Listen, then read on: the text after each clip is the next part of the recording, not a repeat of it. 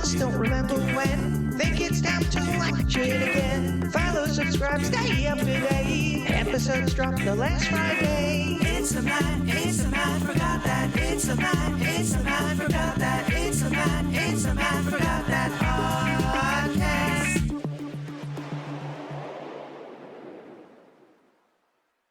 Welcome to the Matt Forgot That podcast, the place to recollect and reminisce.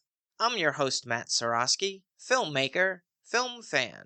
Each episode, I'm going to rewatch and review a movie or TV pilot that I've seen before but don't quite remember. It could be a blockbuster, critic's choice, or cult classic. To join in on the conversation, follow me on Twitter, Instagram, and Facebook, at Matt Seroski. You can subscribe to my YouTube page where I'll post videos and clips from the show. If you have any opinions on what I've reviewed, or want to share your own trip down memory lane, use the hashtag MattForgotThat on social. Before we start, there was a candy store up the block from my grandparents' house, and at the time when kids were allowed to roam the neighborhood unaccompanied, my friends and I would trek up the street and stock up on our favorite sugary delights. So it made me think about the candies that I ate back in the day. I'll start with the no way this was ever allowed candy. Candy cigarettes. Looked like a cigarette, tasted like chalk, didn't have the menthol aftertaste. Gum cigarettes. These looked even more like cigarettes, and you could blow into it and a puff of sugary smoke would appear from its end. Then you had Big League Chew. When chewing tobacco was all the rage in baseball, it made you feel like a major leaguer, and gave you a sudden urge to grab your crotch. Then you had the fun gum, Pop Rocks. Before the internet, there was nothing more thrilling than putting a pack in your mouth and having your friends listening to it crackle. There was Fruit Stripe bubblegum, had a big zebra pattern on each stick, and would lose its flavor in about 2.7 seconds. What about Hubba Bubba Bubble Tape? 6 feet of bubblegum for you, not them. I think the only benefit of that gum was seeing how much of the 6 feet you can get in your mouth at once. Then you had the actual candy. Candy buttons. I actually liked these and could swear each color was legitimately a different flavor, but they never figured out a better way for us to consume it. You had to fold the paper and gnaw at the buttons, and you ended up eating about half of the paper strip. Nerds. Classic candy, still eaten today. I always ate the 2 flavors at once, unless it was strawberry and grape. I'd eat the strawberry side first because I really didn't like it, and the grape side reminded me of Dime Tap, which, at the time, tasted great compared to Robitussin. How could anyone forget Runts? Every child's excuse to say they're eating their fruits and vegetables, without that pesky nutrition. And last, Fun Dip. Diabetes in a bag. Came in 3 flavors, lime, cherry, grape, but I have to tell you, my favorite part were the sticks. I could eat them all day. So what are some of your favorite childhood candies? Let me know on social media using the hashtag MattForgotThat. On to the main attraction. Each review will end with a ranking out of 5 stars. 1 star is skip it, 2 stars watch at your own risk, 3 stars standard fare, 4 stars worth checking out, and 5 stars must see. Now if I give a title 5 stars, it doesn't mean I'm comparing it to Casablanca, Jaws, or Seinfeld. I rank titles based on other movies and TV series in that genre and at that time period. So let's jump into it.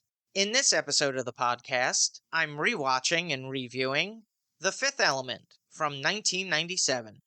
It was directed by Luc Besson, who helmed Nikita, Leon the Professional, Arthur and the Invisibles, and Lucy. The screenplay was co-written by the director with Robert Mark Kamen, who scribed Taps, Lethal Weapon 3, the Karate Kid trilogy, the Transporter trilogy, and the Taken trilogy. This is what I remember. It stars Bruce Willis as Corbin Dallas, a taxi driver and former Special Forces major. I did a retrospective of his career last season in episode 25 of the Matt Watch That podcast. And Mila Jovovich as Lilu, a reconstruction of The Fifth Element. But the most memorable has to be Chris Tucker. This is a star-making performance for the stand-up, playing an over-the-top Ruby Rod. A year later, he would star in Rush Hour with Jackie Chan. Now I'm heading off to watch the movie.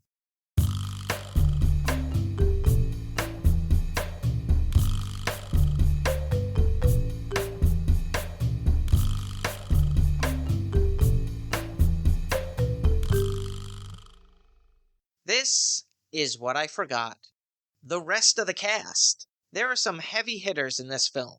We have Ian Holm from Alien and the Lord of the Rings trilogy, Gary Oldman, Academy Award winner for Best Performance by an Actor in a Leading Role for Darkest Hour. Goes without saying that he's great in this movie, playing a very quirky villain. Co-starring is Tiny Lister. He had small roles in Runaway Train, Armed and Dangerous, and Beverly Hills Cop 2, but it would be his appearance in the World Wrestling Federation that put him on my radar, as Hulk Hogan's nemesis, the human wrecking machine Zeus. The storyline went that he had some heat with Hogan on the set of No Holds Barred, and wanted revenge. So he wrestled, or attempted to wrestle, on Saturday Night's Main Event, and 1989's SummerSlam and Survivor Series. And last, the late Luke Perry, who had the role as Billy Masterson, assistant to the archaeologist. The Fifth Element starts in Egypt, 1914. Inside a temple, an archaeologist analyzes ancient hieroglyphics, which tell the story of an event which occurs every 5,000 years. When 3 planets are in eclipse, a black hole is opened, and an evil is released, spreading terror and chaos. In the carvings, people representing the 4 elements of life, water, fire, earth, and air, surround a 5th element, a perfect being, the divine light, to be used as a weapon against evil. As the archaeologist admires his findings, believing it'll make him famous, a priest poisons the water jug and offers him a drink. But before they can toast to his discovery, the archaeologist discards it. Suddenly, a spaceship lands, and alien beings emerge. Known as Mondashawans, they open a secret compartment which houses 4 stones, representing the elements, and a sarcophagus, the 5th element. As the aliens take them, the priest voices concerns that Earth will be left defenseless when evil returns. They assure him that in 300 years, when evil returns, so will they. Amanda Shawan accidentally gets trapped behind the secret compartment, but not before giving a key to the priest, and instructs him to pass down the knowledge to the next generation of contacts.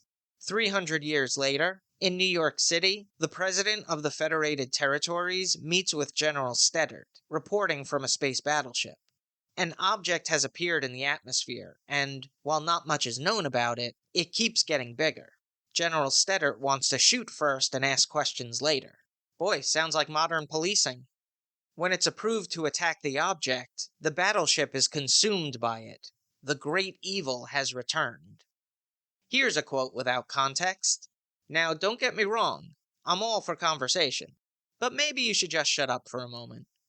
The Fifth Element was a fun movie. Within the first 15 minutes, there's a lot of information thrown at the viewer, but it was done in an interesting way.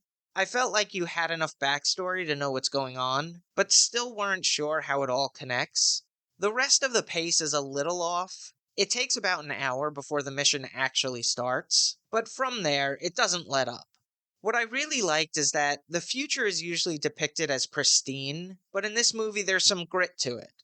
It does feel like the future, but it's still recognizably Earth.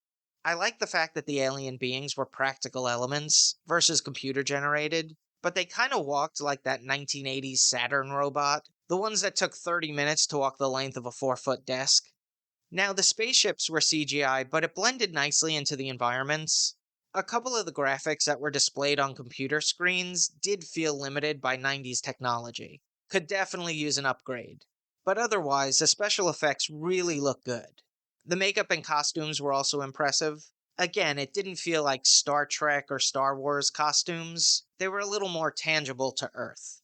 Because of all this, I think the movie has aged really well. While it definitely felt futuristic, there was something about it that was totally grounded in reality, which is what I prefer in my sci-fi. Now for a little trivial trivia. The character of Ruby Rhod was inspired by Prince and Michael Jackson. I can see it. The Fifth Element was produced by Patrice Ledoux and filmed at Pinewood Studios in England. The cinematography was captured by Terry Arbogast, whose filmography includes Nikita, Leon the Professional, Kiss of the Dragon, Catwoman, and Lucy. It was edited by Sylvie Landra, who worked on Leon the Professional, Catwoman, The Dandelions, and Odd Job.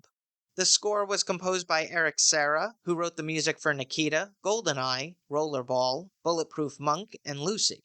I thought the score was pretty good. Normally, I don't like synths used in lieu of a real orchestra, but I think the sounds work because of its futuristic setting. It didn't feel as unnatural. The soundtrack featured songs by Khaled and Invamola, but mostly includes incidental music. The runtime is 2 hours 6 minutes. It had a budget of $90 million and grossed $260 million at the box office. It was nominated for 1 Oscar at the 1998 Academy Awards for Best Effects, Sound Effects Editing. I give it 4 out of 5 stars. If you've seen The Fifth Element and have opinions on the movie, let me know what you think using the hashtag #MattForgotThat. Moving right along, each episode, I'm going to post clips that I think people should watch. It could be movie trailers, music videos, interviews, or something completely random. Search for my YouTube page and there'll be a playlist called Matt Forgot That Playback. You might not know the name Vince Clarke, but through his various bands, he helped define the synthwave sound of the 80s. Born and raised in Essex, England, he studied the violin and oboe while at university. He was inspired to make electronic music after hearing The Human League and Orchestral Maneuvers in the Dark. He left school at the age of 15 and started working a variety of jobs at a cosmetics company, the post office, a yogurt factory, a supermarket, and an airport. He wanted to earn enough money so he could buy a synthesizer. He formed his first band, No Romance in China, with schoolmate Andy Fletcher. It would be short-lived, and the pair would go on to be founding members of Depeche Mode with Martin Gore and David Gahan. On their debut album, Speak and Spell, Vince Clarke would write all but 2 songs. The singles New Life and Just Can't Get Enough proved popular in the UK but failed to make a dent in the US market. Disillusioned with the direction of the band, Clarke decided to leave Depeche Mode and team up with singer Alison Moyet to form Yazoo. Their first album, Upstairs at Eric's, featured the top 10 hits Only You and Don't Go, but it would be the song Situation that was a B-side which got extensive radio play. I got reintroduced to that song because it was in an episode of Glow. Really a banger. They would create one more album, You and Me Both, before parting ways. Vince Clarke would team up with Eric Radcliffe for The Assembly. The initial idea was to have a rotation of lead singers, but after recording the single Never Never with Fergal Sharkey, the project was abandoned. In 1985, Clarke put an ad in Melody Maker magazine and teamed with the only person to respond, Andy Bell, to create Erasure. They would reach the heights of their success in the late 80s and 90s, with hits like Chains of Love, A Little Respect, Victim of Love, Ship of Fools, and continue to record with their latest offering, Dayglow, released in 2022. They've had 24 top 40 hits and sold 28 million albums. Over the years, he's briefly reunited with his former bandmates, and in 2020 was inducted into the Rock and Roll Hall of Fame as part of Depeche Mode. I've selected a couple of clips of his best hits, and they're all available in the Matt Forgot That Playback playlist on YouTube. Check it out. Now it's time for the recommendation. Yes, that's the word recommendation with Matt in the middle. I'm going to end each podcast with my own recommendation of a nostalgic movie or TV series. Today I'm talking about Small Wonder. Before Siri, Alexa, Chucky, and Megan, there was Vicky, the voice input child identicant. In the form of a human 10-year-old girl, the computerized robot was invented by Ted Lawson, an engineer for United Robotronics. He believed it could be invaluable to society by teaching in schools or helping assist handicapped children. When the idea was rejected by his boss, he brings home the prototype to live with the family, his wife Joan and son Jamie. Vicky speaks in a monotone voice, wears a red and white dress, and sometimes takes voice commands literally, leading to comedic situations. There's a circuitry board on her back, which, as a young viewer, looked a little creepy, but it's for Ted to make adjustments. The series used special effects to showcase the abilities of the robot, including having her head spin completely around, lifting up an entire sofa with one arm, and taking a page from Uncle Fester, a light bulb shines when it's in her mouth. Created by Howard Leeds, who is responsible for Silver Spoons and The Facts of Life. He was also a writer on Different Strokes, The Ghost and Mrs. Muir, and shows by Doris Day, Milton Berle, Bing Crosby, and Tennessee Ernie Ford. It starred Dick Christie, Maria Pennington, Jeffrey Saparian, Tiffany Brissett, and Emily Schulman. Edie McClurg played nosy neighbor Bonnie Brindle. Most famous for her role as Grace in Ferris Bueller's Day Off, she appeared in this series and The Hogan Family at the same time. Like many shows in the 80s, there was a theme song. She's a Small Wonder was written by Diane Leslie, Rod Alexander, and creator Howard Leeds. It's outdated, even for the 80s, and includes the lyrics, "She's fantastic, made of plastic." I have a couple of their rejected lines. "She's sensational, fully operational," and "She's amazin', she likes raisins." The series is cheesy, and it's always on the list for worst programs ever, but it's also completely harmless. It was geared towards a family audience and popular with kids. It aired on Saturday mornings in first-run syndication. Small Wonder was on for 4 seasons, 96 episodes, from 1985 to 1989. That's all for this edition of Matt Forgot That. Thanks for listening to me reminisce. You can follow me on Twitter, Instagram, and Facebook at Matt Seroski. You can subscribe to my YouTube page where I'll post videos and clips from the show. If you have any opinions on what I've reviewed or want to share your own trip down memory lane, use the hashtag MattForgotThat on social. Head over to mattseroski.com for the latest news and updates, and come back next time for the rewatch and the review.